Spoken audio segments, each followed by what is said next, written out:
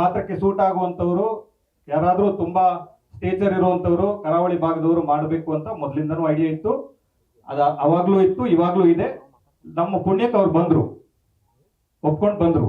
So ಅದ್ರಲ್ಲಿ ಏನು confusion ಇಲ್ವಲ್ಲ? ಈ ಕ್ವಶನ್ ಅವ್ರ ಎದುರಿಗೆ ಯಾಕೆ ಕೇಳ್ತೇನಂದ್ರೆ, ಇದು ಶುರುವಾದಾಗ ಪ್ರಜ್ವಲ್ ದೇವರಾಜ್ ಅನ್ನೋ ಸಿನಿಮಾ ಅಂತ ಅಷ್ಟೇ ಆಗಿದ್ರಿಂದ ಒಂದಂತ ಆದ್ಮೇಲೆ ಅವ್ರು ಬಂದಿದ್ರಿಂದ ಆತರ ಏನಾದ್ರು ಇರ್ಸ್ಮೂರ್ಸ್ ಆಯ್ತಾ? ಖಂಡಿತವಾಗ್ಲೂ ಇಲ್ಲ. ಇರ್ಸ್ಮೂರ್ಸ್ ಆಗುವಂತದ್ದು ಟ್ರೈಲರ್ ಆಗ್ಲಿ ಇಡೀ ಕಥೆಯಲ್ಲಾಗ್ಲಿ ಏನೂ ಇಲ್ಲ. ಇದು ಇರ್ಸುಮುರ್ಸು ಆಗುವಂತ ಪ್ರಶ್ನೆ ಇದ್ರಲ್ಲಿ ಬರಲ್ಲ. ನೀವು ಅವ್ರಿಗೆ ಮುಂಚೆನೆ ಹೇಳಿದ್ರೆ ಇವ್ರು ಇದಾರೆ ಅಂತ? ಬೇರೆ ಯಾರು ಬೇಕಾದ್ರೂ ಬರ್ಬೋದು ಅಂತ ಹೇಳಿದ್ರು.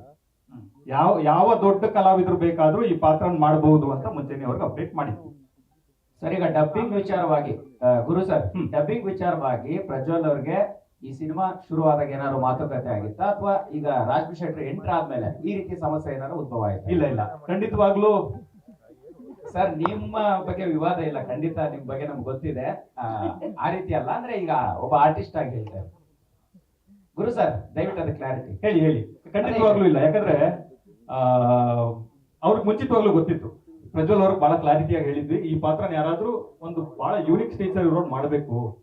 ಅವ್ರು ನೋಡಿದ್ರೆ ಕಂಬಳ ಪ್ರಪಂಚದವರು ಅಂತ ಅನ್ನಿಸ್ಬೇಕು, ಅವ್ರ ತರದವರೇ ಮಾಡ್ಬೇಕು ಅಂತ ಮಾತಾಡಿದ್ವಿ. ಆಗ ಅದ್ರ ಬಗ್ಗೆ ಏನು ಕನ್ಫ್ಯೂಷನ್ ಇಲ್ಲ. ಮತ್ತೆ ಇವ್ರು ಎಕ್ಸಾಕ್ಟ್ ಆಗಿ ಏನ್ ಸರ್ ಪ್ರಾಬ್ಲಮ್ ಆಗ್ತಾ ಇರೋದು ಅವ್ರಿಗೆ? ಈಗ ನೀವು ಕನ್ವೆ ಕೂಡ ಮಾಡಿದಿರಿ, ಸೊ ಡಬ್ಬಿಂಗ್ ಕೂಡ ಬೇರೆಯವ್ರನ್ನ ನಾನು ಕನ್ವೆ ಆಗೋರ್ನ ಮಾಡ್ತೀನಿ ಅಂತಾನು ಕೂಡ ಅವ್ರ ಗಮನಕ್ಕಿದೆ. ಸೊ ಹಾಗಾದ್ರೂ ಕೂಡ ಯಾಕೆ ಈ ರೀತಿ ಸಮಸ್ಯೆ? ಮತ್ತೆ ಈಗ ಈ ಇವೆಂಟ್ಗೂ ಮುಂಚೆ ಯಾವಾಗ ಮಾತಾಡಿದ್ರಿ, ಅವರಿಂದ ಏನ್ ಉತ್ತರ ಬಂತು? ಇಲ್ಲ, ಈ ಇವೆಂಟ್ ಮುಂಚೆ ಒಂದು ಹೆಚ್ಚು ಕಡಿಮೆ 1.5-2 ತಿಂಗಳಿಂದ ಅವ್ರನ್ನ ರೀಚ್ ಆಗಿ ಟ್ರೈ ಮಾಡ್ತಾ ಇದ್ದೀವಿ.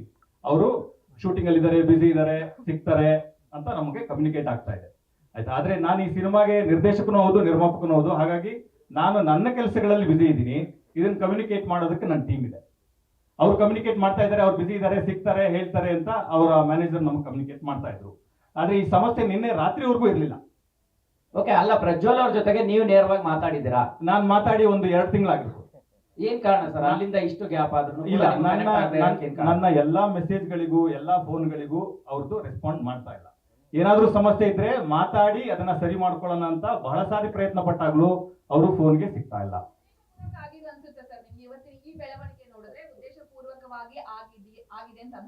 ಇರ್ಬೋದು. ಯಾಕೆ ಅಂತಂದ್ರೆ ಇವ್ರೆಲ್ರು ಗೊತ್ತಿರೋರೆ, ಅವ್ರ ಜೊತೆಗಿರೋರೆ. ಬೆಳಿಗ್ಗೆ ಇದ್ರೆ ಅವ್ರ ಅಕ್ಕಪಕ್ಕ ಇರೋ ಹುಡುಗರೆ. ಆಮೇಲೆ ನನ್ಗೇನು ಇವ್ರು ಹೊಸಬರಲ್ಲ ಸರ್. ಇವ್ರ ಫಂಕ್ಷನ್ ಬರ್ತೀವಿ, ಸಂಭ್ರಮ ಸೆಲೆಬ್ರೇಟ್ ಮಾಡೋಣ ಅಂತನೋ ಒಂದು ಆಂಗಲ್ ಅಲ್ಲಿ ಬಂದವರು ಸರ್. ಇದೇನು ಸರ್ ಇಲ್ಲಿ ಇಲ್ಲ ನೋಡಿದ್ರು, ಸಿನಿಮಾ ನೋಡಿದ್ರು. ಡಬ್ಬಿಂಗ್ ಮುಂಚೆ, ಪೋಸ್ಟ್ ಪ್ರೊಡಕ್ಷನ್ ಶುರು ಆಗ ಮುಂಚೆ ಫುಲ್ ಫಿಲ್ಮ್ ನೋಡಿದ್ರು. ಹಿ like it. He said it will be the best film of my life. ನನ್ನ ಜೀವನದಲ್ಲಿ ಒಂದು ಅದ್ಭುತ ಕತೆ ಇದು, ನನ್ನ ಜೀವನದಲ್ಲಿ ಒಂದು ಲ್ಯಾಂಡ್ ಮಾರ್ಕ್ ಫಿಲ್ಮ್ ಆಗುತ್ತೆ ಗುರು. ಐ ಆಮ್ ಸೋ ಹ್ಯಾಪಿ ಅಂತ ನಮ್ಮ ಆಫೀಸಿಗೆ ಬಂದು ನಮ್ಮ ಹತ್ರ ಒಂದು ಬೆಳಗಿನ ಜಾವ 2 ಗಂಟೆವರೆಗೂ ನಮ್ಮ ಆಫೀಸಲ್ಲಿ ಇದ್ರು, ಮಾತಾಡಿದ್ರು. He's basically very happy about the film. Sir ಈಚೆ ಸೈಡ್ ಸರ್, ಇಲ್ಲಿ ಸರ್ ಗುರು ಸರ್, ಇಲ್ಲಿ ಡಿಲೇ ಆಗಕ್ಕೆ ಪ್ರಜ್ವಲ್ ಅವರೇ ಕಾರಣನ ಹೇಗೆ ಅಂತ? ಖಂಡಿತವಾಗ್ಲೂ ಇಲ್ಲ. ಯಾಕಂದ್ರೆ ಯಾವತ್ತೋ ಕರಾವಳಿ ಬರ್ಬೇಕಿತ್ತು, ಸಾಕಷ್ಟು ಬಾರಿ ರಿಲೀಸ್ ಡೇಟ್ ಅನೌನ್ಸ್ ಮಾಡ್ತೀನಿ ಅಂತ ಹೇಳಿ. ಇಲ್ಲ, ರಿಲೀಸ್ ಡೇಟ್ ನಾವು ಫಸ್ಟ್ ಒಂದೇ ಅನೌನ್ಸ್ ಮಾಡಿದೀವಿ, ಅದೇ ಡೇಟ್ಗೆ ಸ್ಟಿಕ್ ಆನ್ ಆಗ್ತಾ ಇದೀವಿ.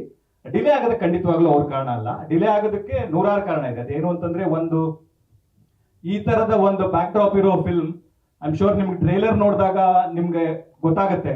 ಯಾಕೆ ಅಂತಂದ್ರೆ ಇದರಲ್ಲಿ 100 ಕೋಣಗಳಿದಾವೆ, ಕಂಬಳಗಳಿದಾವೆ, ಜನ ಇದ್ದಾರೆ. ಪ್ರತಿ ಫ್ರೇಮ್ ಅಲ್ಲೂ ಎಷ್ಟು ಎಫರ್ಟ್ ಇದೆ ಅಂತ ಐ ಆಮ್ ಶೋರ್ ನಿಮ್ಗೆಲ್ಲ ಕಾಣಿಸ್ತಿದೆ. ಅದರ ಮೇಕಿಂಗ್ ಪ್ರಾಸೆಸ್ ಟೈಮ್ ತಗೋತೆ ಹೊರತು ಪ್ರಜ್ವಲ್ ಅವ್ರು ಯಾವುದೇ ಕಾರಣಕ್ಕೂ ಟೈಮ್ ತಗೊಳ್ಳಿಲ್ಲ. ರಾಜ್ ಸರ್, ನಿಮಗೆ ಪ್ರಶ್ನೆ. ಈಗ ಈ ರೀತಿಯ ವಿವಾದವನ್ನ ನೀವು ಕೂಡ ಮೊದಲ